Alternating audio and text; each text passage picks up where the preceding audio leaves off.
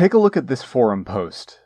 I don't necessarily want to change them. I can't keep my mind healthy while feeling like I'm the one who's supposed to keep my mouth shut and keep my opinions and facts to myself all the time just because I walked away from their cult. They never have any problem making political comments in family group chats or in conversation or whatever, but as soon as I have any input on something they bring up, or if I bring up some current event that isn't to their liking, it all just blows up in my face and I get accused of being provocative and too political. It hurts my heart and my brain when it's my own family and wife, and all I want is to feel like I can be with them and have conversations about real life. They insist on reassuring each other of a fantasy world, and reject me angrily if I try to participate sincerely. I don't want to have to pretend I think things I know aren't true just to have that connection. And right now, I'm having a hard time because I feel like my own family is passively aggressively bullying me into doing that. I'm just not inherently the kind of person that tactic works on. That's one of the few things I can hang on to in this life. Being sincere and not bending my opinions to please others. Calling things as they are to the best of my knowledge. Not much else these days.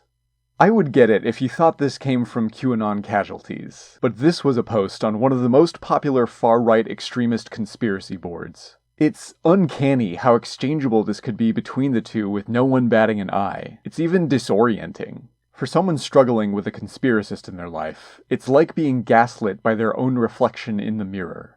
Over the last nearly 20 years, my dad and I have had countless fights over his conspiracy beliefs. Most of them we wouldn't let get too far, but sometimes one or both of us would push. We would get it in our heads that we weren't going to back down this time, that this time we would make the other listen to reason. These arguments would always end with him saying different versions of a mantra designed to turn my own words against me. It's so frustrating that you won't look at the evidence. You won't even consider sources that explain what's happening better. I always use the scientific method, he would say. I gather all the evidence I can from all the sources I can find. I use it to come up with a hypothesis about what's going on. Then I try to prove myself wrong like a skeptic should. And only when I'm sure that I can't prove something wrong do I believe it. Followed by a seething pause. I just wish you would do the same.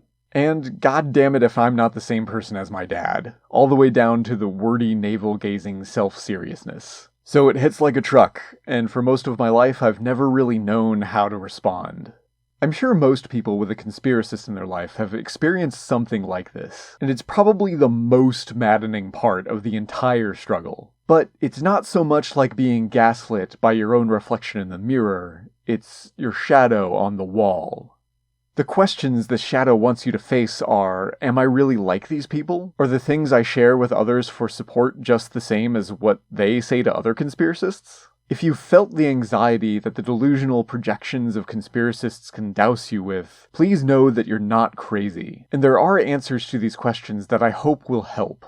But, in a small way, the answer kind of is yes, which is exactly what makes it so disorienting. For one, in the posts on screen you can see a kind of uncanny reflection of the kinds of pain that those who lose their loved ones to conspiracism feel. They're lonely, flabbergasted, feeling like they've lost the people closest to them who have changed somehow. That's not to excuse any of this at all. These posts are buried under mountains of hateful delusion, but it's a similar pain being felt in a similar way. Also, none of us can know everything, and that leaves all of us, you and the conspiracist alike, stuck in a place where there's basically nothing we can know absolutely for sure, and any question can be valid. But, if you're dealing with conspiracists in your life, know that that's where the similarities end.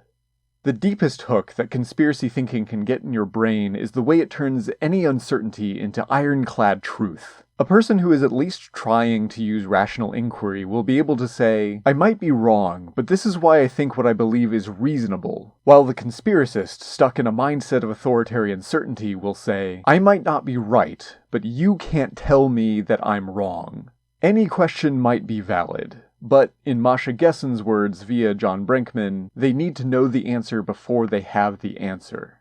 But that's just the tips of the buffalo horns. These kinds of pointless debates are just their opportunity to use statements that they don't even consistently believe to justify how they feel, because that's the goal of paranoid conspiracism, filling an emotional need for certainty. And that's what we can find most deeply expressed in the uncanny shadow.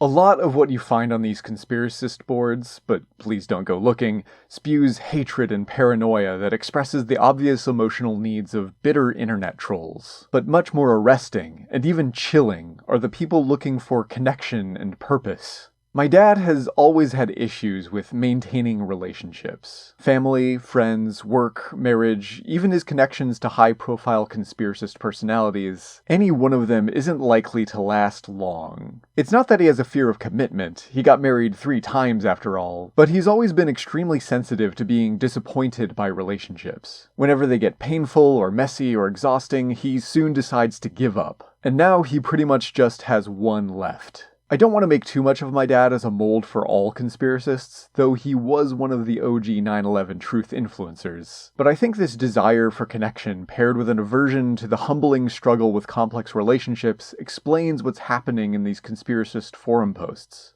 The post at the top of this essay was cherry-picked to make it sound like conspiracists are finding the same kinds of sympathetic support that QAnonCasualties are, but the other posts show that's not quite the case. Where places like QAnonCasualties are about sympathy and catharsis and advice, we can see how online conspiracists' idea of what these things are is tragically warped. For them, it's about grim solidarity in the face of a shared enemy. They don't think of themselves as a group of complex people understanding each other's specific experiences. They think of themselves as an army. They don't encourage each other toward healing and reconciling when possible. They encourage each other toward battle.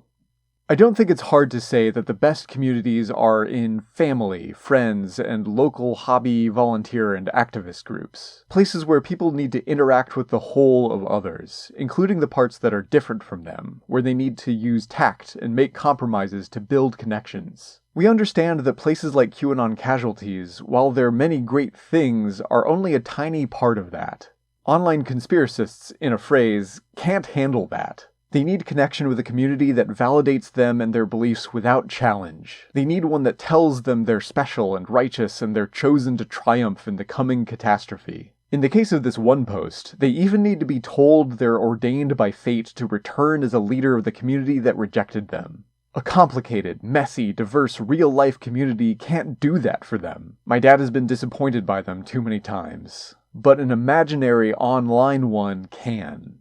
Speaking of Uncanny, this one caught me in the gut. A few days after I posted my own January 6th birthday manifesto, this man wrote the bizarro world version of everything I would have wished for on my birthday. It ends with, "All I want for my birthday is for the movie to be over, for some semblance of hope that we're still cleaning up the mess." Seeing this, my honest thought was, I want the movie to be over too, and I'm sorry your birthday went the way it did. Almost as much as I'm sorry about mine. But we're not in a movie. There's no plot arc with an ending, there's no villain with a master plan or a hero fighting to stop it. We're in the real world. But I get it, and I wish that you and the people you're surrounding yourself with online would stop gaslighting you with their own delusions of authoritarian certainty that pervert the language of rational inquiry and reconciling truth. The pain and loneliness are real. Anyone would feel it being trapped where he is. But for now, they're wrong.